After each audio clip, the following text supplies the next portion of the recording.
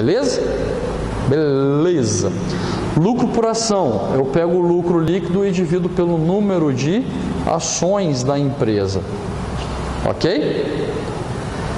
PL, preço-lucro. Eu pego o preço da ação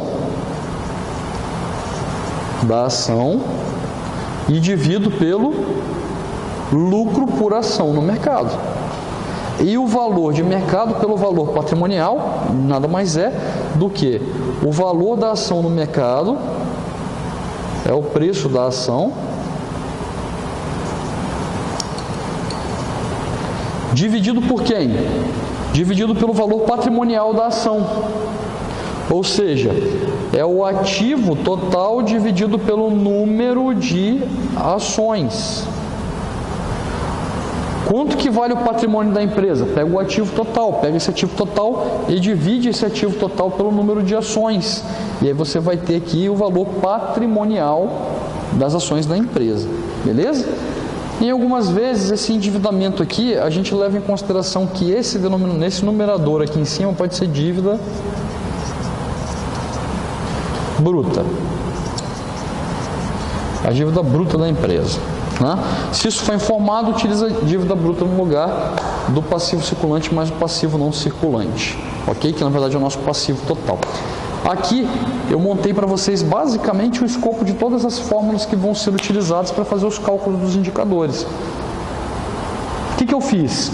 Peguei o balanço e o DRE dos 2 trimestres e fui calculando conta por conta dessa aqui.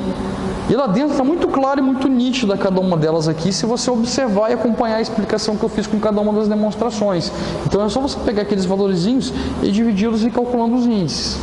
Ok? Agora, qual que é a importância para a gente entender os indicadores? Quando eu vou fazer uma análise, eu vou fazer uma análise baseada no que o indicador aqui está dizendo. Então vamos lá, vamos pegar ali a nossa análise de acordo com o que foi exposto aqui nos slides. Percebam aqui meu slide, no que eu tenho aqui com relação aos indicadores do primeiro trimestre da Petrobras. Quando eu peguei a liquidez corrente da Petrobras, o que eu fiz? Vamos para a fórmula. Quando eu peguei a liquidez corrente da Petrobras, eu simplesmente peguei o nosso ativo circulante e dividi pelo passivo circulante. E quando eu peguei aqui a liquidez a seco, eu peguei o ativo circulante, substituí dos estoques e dividi pelo passivo circulante. O que é o ativo circulante para uma empresa? O ativo circulante de uma empresa nada mais é do que a disponibilidade financeira que essa empresa tem imediata. Quando eu faço isso e divido pelo passivo circulante, é quem me cobra a curto prazo o valor em dinheiro, eu estou falando o seguinte: qual é a minha capacidade ou disponibilidade financeira para pagar quem eu devo no curto prazo? A liquidez a seco, eu tiro os estoques. Por que eu tiro os estoques? Porque vamos pensar que eu sou uma fábrica, por exemplo, de papel higiênico. Eu pago todo mundo que eu devo aqui no passivo circulante, mas eu uso o papel higiênico para pagar. Quem vai querer receber em papel higiênico? Ninguém. Então eu tiro o que é imobilizado, que não é dinheiro físico, né, e que eu não consigo trocar em dinheiro com tão curto prazo, né, no valor que mais ou menos ele representa, e aí vejo realmente dinheiro pagando em dinheiro quem eu devo. E aí eu vou olhar esse indicador com relação a essa observação que a gente fez aqui, exatamente no nosso slide. Quando a gente começar a olhar o slide aqui, a gente vai perceber o seguinte, ó, a liquidez corrente deu 1,52. O que significa esse 1,52? Significa dizer que ela paga quem ela deve, que é o ativo circulante sobre o passivo, e ainda sobra 0,52 para pagar novamente. Ou seja, a grosso modo falando, ela paga 100% quem ela deve e sobra 52% em caixa para pagar novamente a quem ela deve. Então ela tem uma capacidade, né, de 1,5 vezes de pagar quem ela deve. Quando eu tiro o estoque, olha como que a minha capacidade ela cai. Significa dizer o seguinte: desses 17 para 52, a diferença era puramente estoque.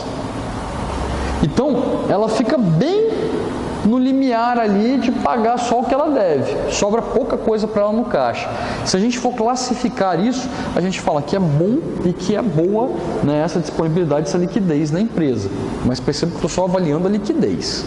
Quando eu olho para o segundo trimestre, não estou avaliando o volume financeiro, estou avaliando apenas o indicador. Perceba, os indicadores eles me dão a ideia de otimização e não de volume. Às vezes a empresa tem lá, ela vale 1 milhão, ela faz as vendas de 1 milhão, ela tem 1 milhão e aqui ela tem 100 mil. Mas percebo, ela otimiza o recurso que ela possui. Não estou avaliando ela pelo tamanho dela, estou avaliando ela pela capacidade de geração de recursos, de rentabilidade que essa empresa possui, independente do volume financeiro que ela tenha.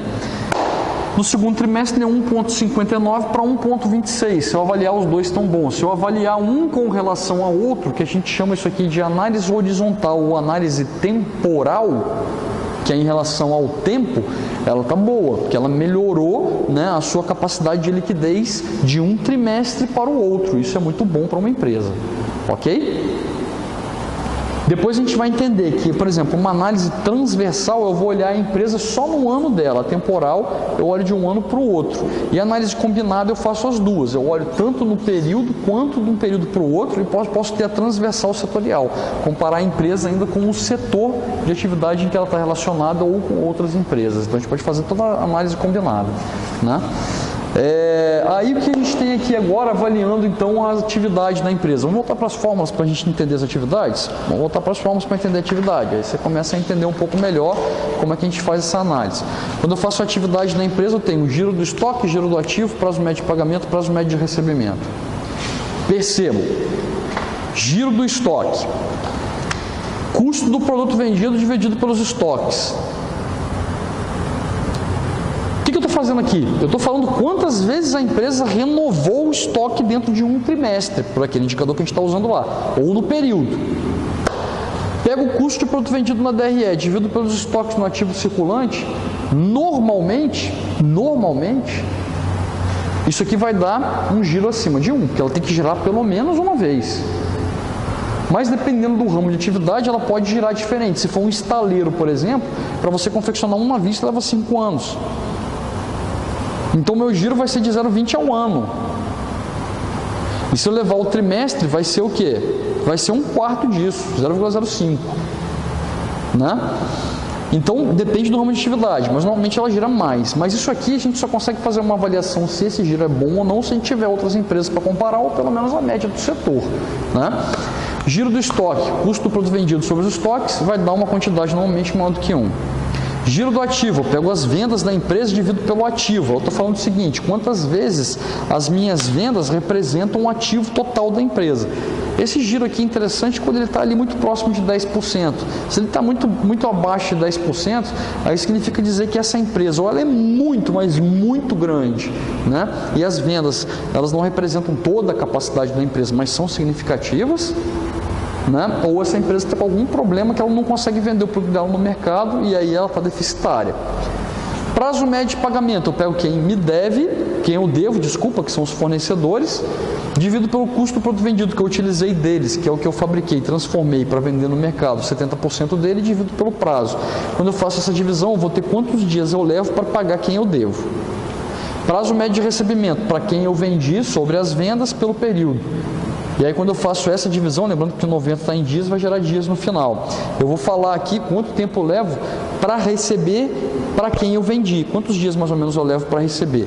A relação entre os dois é interessante que o prazo médio de recebimento seja menor do que o prazo médio de pagamento. Significa dizer que eu recebo antes e pago depois a quem eu devo. Ok? Aí eu faço a seguinte análise aqui com relação então à atividade da empresa. Volto aqui, né, para o nosso quadro, para a nossa projeção e vou avaliar a atividade.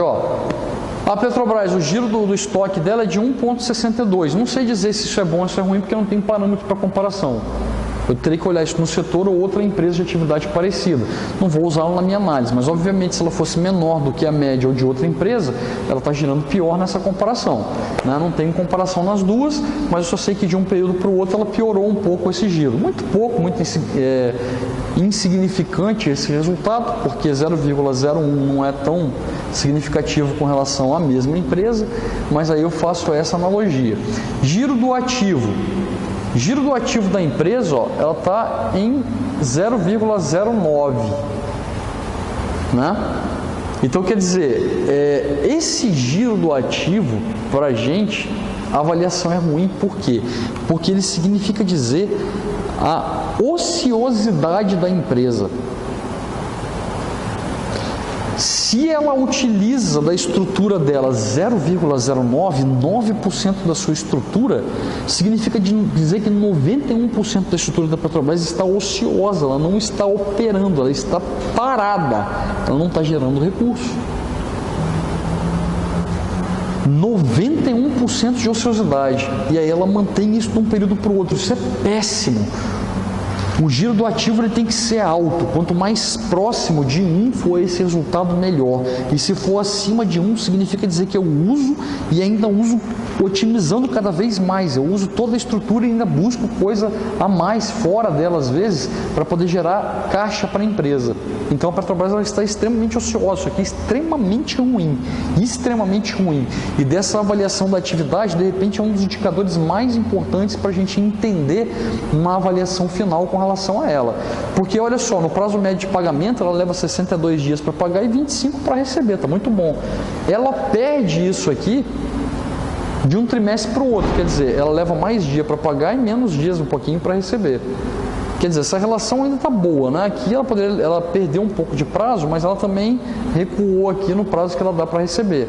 Mas ela reduziu um pouco a sua capacidade aqui. Tá bom para os dois, mas na ociosidade dela é muito alta, é extremamente ruim. Então, quando a gente faz a avaliação a grosso modo nos dois períodos, a gente percebe que não houve melhora.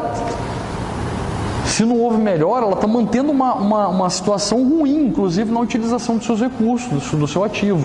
Então, essa análise geral com o período é extremamente ruim, porque a atividade dela é muito baixa, ela é ociosa. Apesar dela trabalhar bem com os fornecedores e com os seus clientes, ela é muito ociosa.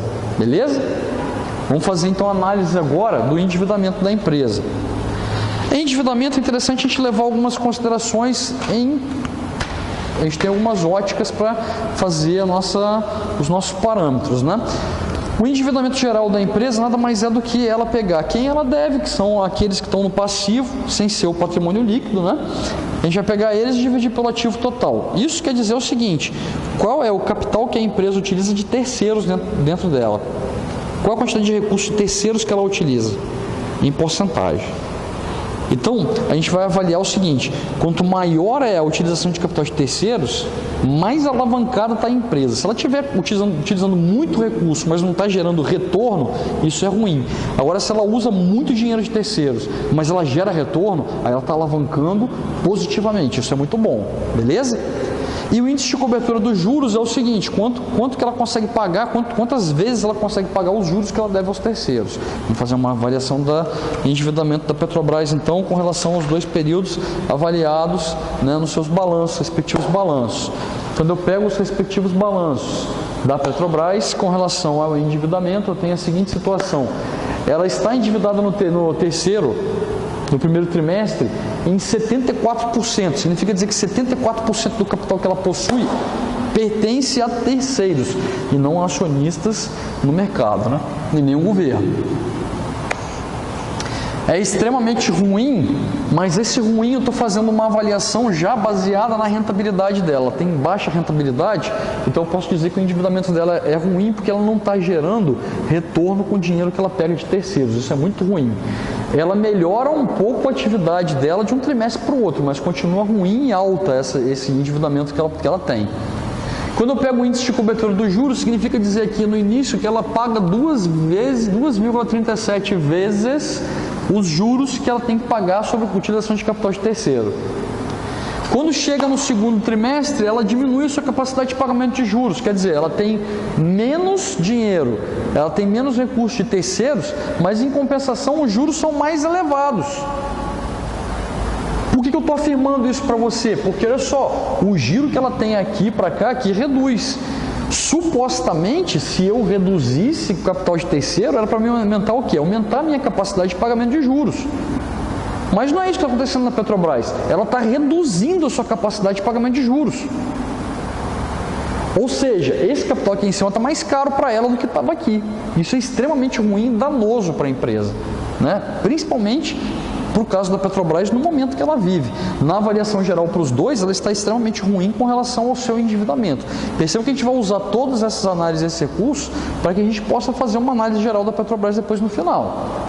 Rentabilidade, vamos dar uma olhadinha na rentabilidade da empresa. Quando eu começo a olhar a rentabilidade da empresa, eu tenho alguns parâmetros interessantes e necessários para que a gente possa acompanhar. Rentabilidade, margem do lucro bruto, eu quero dizer quanto do que ela vende, ela tem em porcentagem no lucro bruto, depois quanto fica no operacional e depois no lucro líquido. Então eu pego o lucro líquido sobre as vendas, o lagio sobre as vendas e o lucro bruto sobre as vendas. E aí eu vou ver qual é a porcentagem de cada um desses aqui na rentabilidade. Ou seja, quem está me tomando mais dinheiro do meu capital, onde estão os ralos da minha empresa, os custos. ROA, lucro sobre o ativo.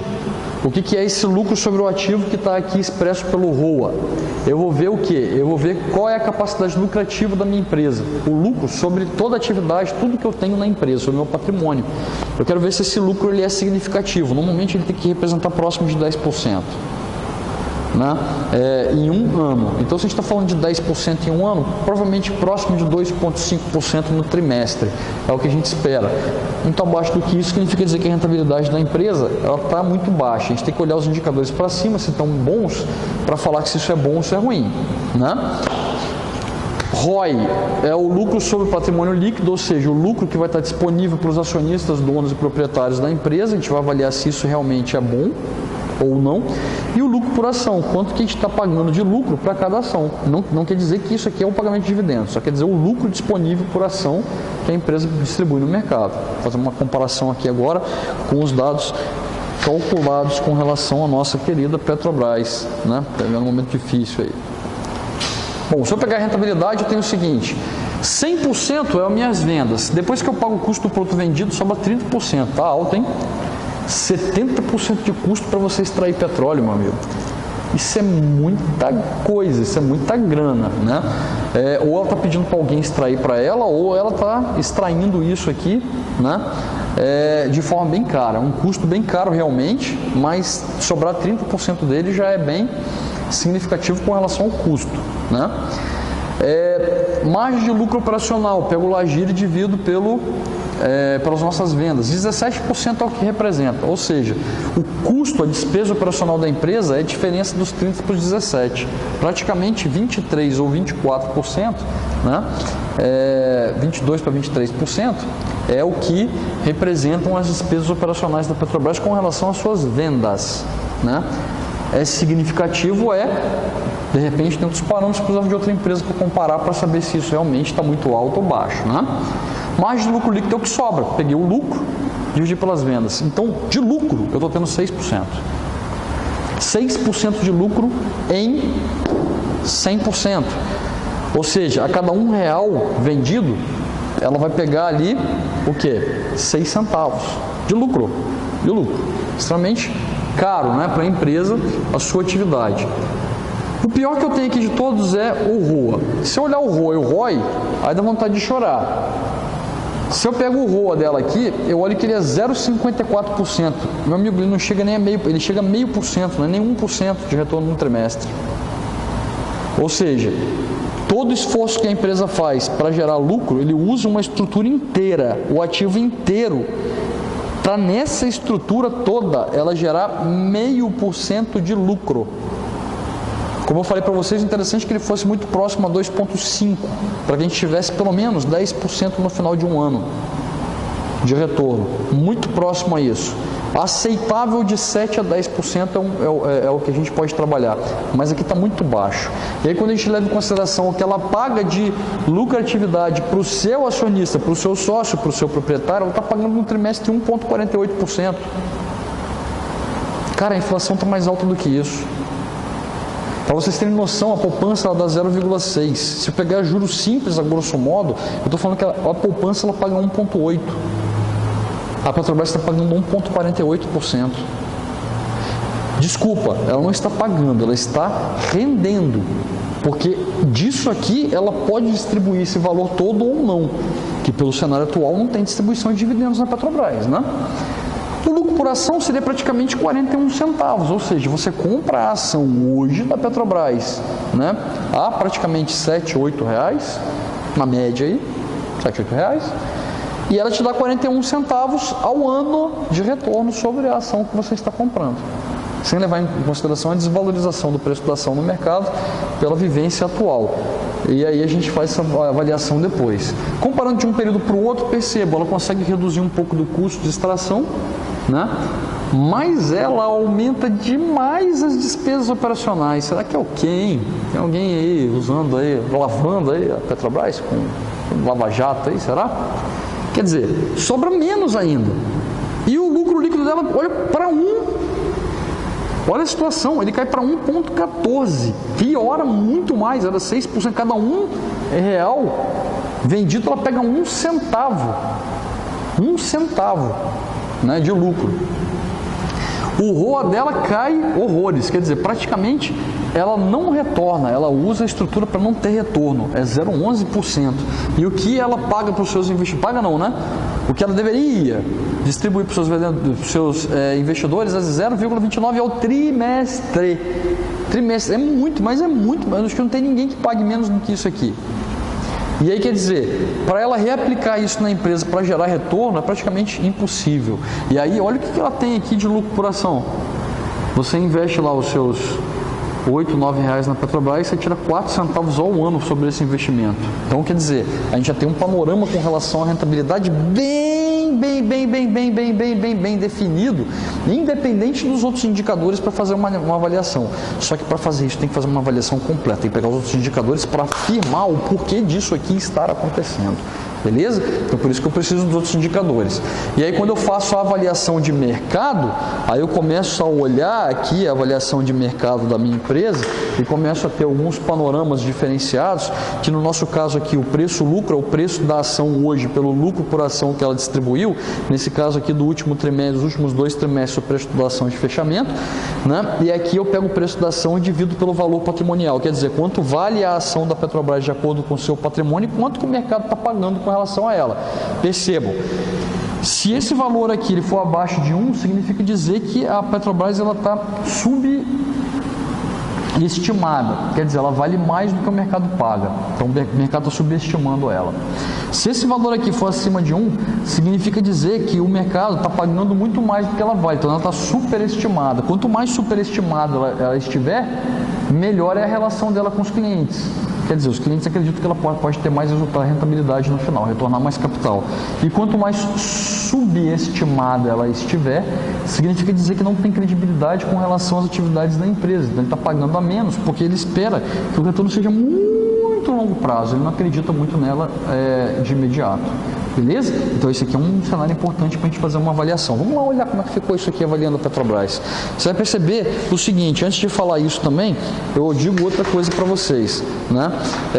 Que o PL, ele é mais a credibilidade da empresa. Quando o PL for maior, você tem mais credibilidade. Agora, quando ele for muito exagerado para cima, aí você tem desconfiança com relação à credibilidade. Vou explicar isso lá através da forma, porque eu estou dizendo o seguinte, o preço da ação ele pode estar muito alto, mas o lucro por ação muito baixo. Significa dizer que a pessoa paga mais para ganhar pouco, porque confia nela.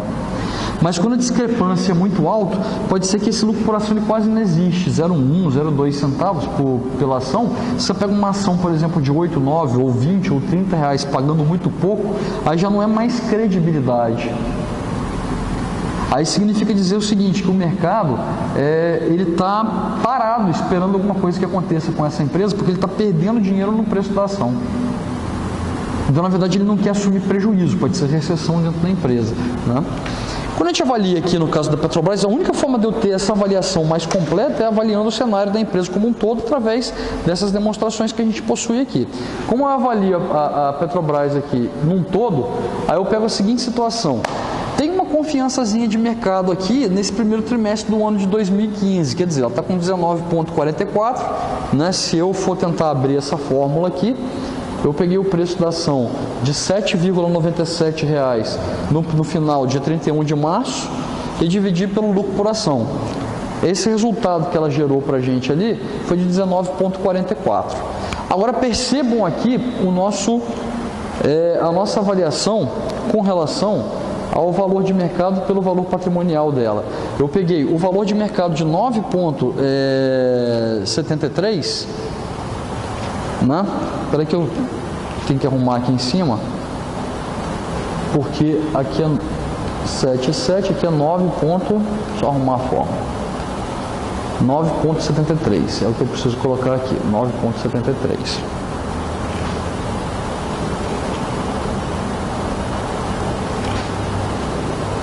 Arrumou? Beleza. Então, ó, tem uma certa confiança, né? Mas aí quando eu pego aqui os 9,73, que é o valor no dia 31 de março de 2015, que é o valor da ação, e divido pelo patrimônio líquido da empresa, ativo, desculpa, total da empresa, dividido pelo número de ações que ela possui, aí eu digo o seguinte, que o valor de mercado pelo valor patrimonial é de 0,15, é muito abaixo de 1. O que isso significa? Isso significa que o acionista ele está pagando muito pouco para o que vale cada ação da empresa patrimonialmente. Professor, não entendi nada ali nesse pedacinho ali. Vamos fazer o seguinte, então, ó, vou pegar aqui esse valor aqui, ó, que ele está expresso aqui. Vou pegar esse valor aqui que eu trouxe. Peguei. Eu vou desconsiderar isso que está aqui. Beleza?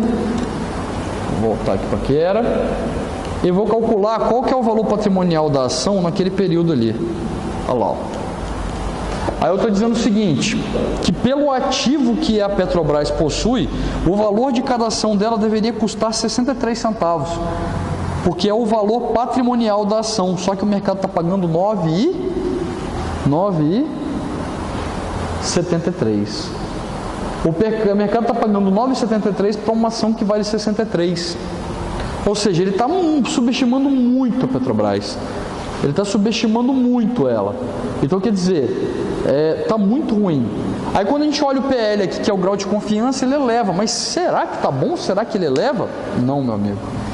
Isso está muito ruim. Significa dizer que ela está pegando o preço da ação e dividindo pelo lucro por ação, que quase não inexiste.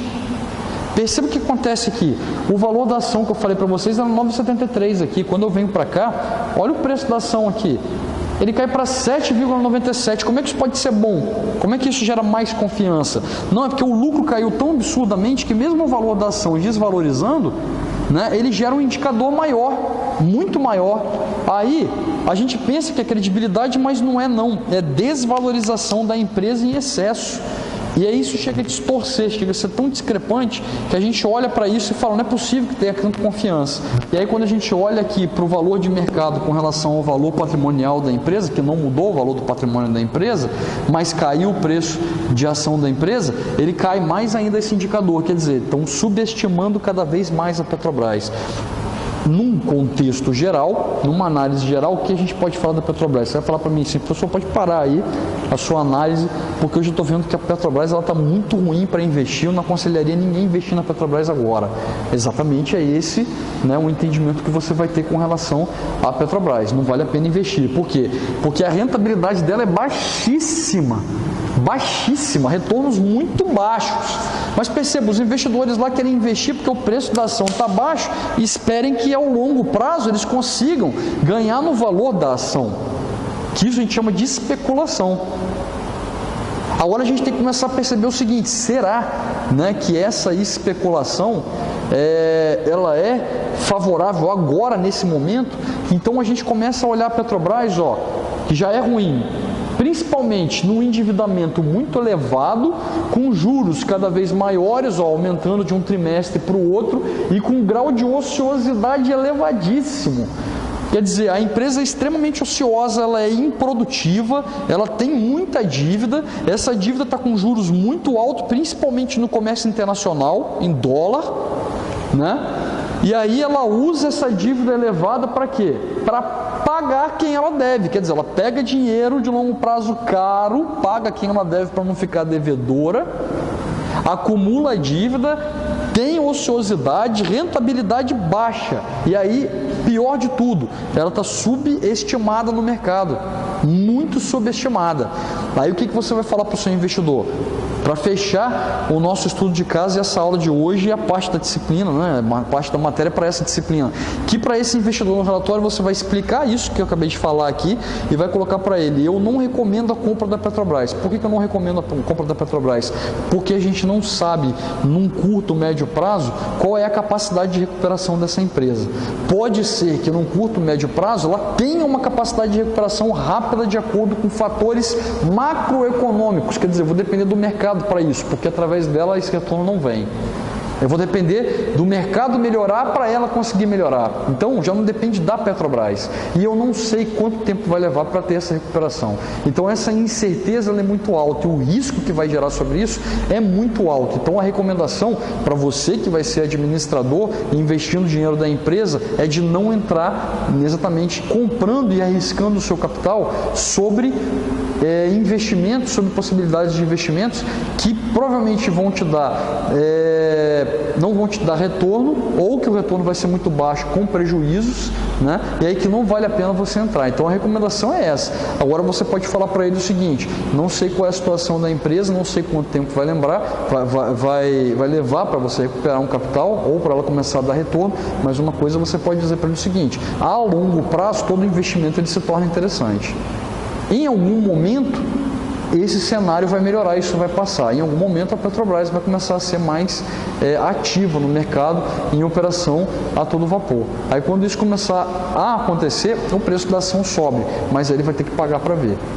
Mas você como consultor você vai falar esse risco para ele e vai relatar isso. Beleza, pessoal? Eu acho que a intenção com relação à explicação de todo esse conteúdo foi que vocês pudessem, através da leitura dos livros, do entendimento das fórmulas e dos cálculos, entender exatamente a função de você avaliar a empresa, avaliar os recursos e disponibilidades e saber fazer uma avaliação completa com uma empresa. Aqui a gente fez só da Petrobras, mas você poderia ter feito isso da Petrobras com outra, depois falar essa com relação à outra é melhor. E se você tivesse o setor, a média do setor, você poderia falar essas de acordo com o setor estão melhores ou piores, mas todas elas você vai avaliar os indicadores dessa forma. Espero que eu possa ter contribuído com o aprendizado de vocês. Eu acho que essa dinâmica, né, ela é uma dinâmica mais participativa, quer dizer, vocês participam mais da construção do conhecimento, né, mais difícil, e leva mais tempo para que vocês comecem a entender isso, mas eu acho que é extremamente fundamental para que vocês saiam profissionais cada vez melhores no mercado,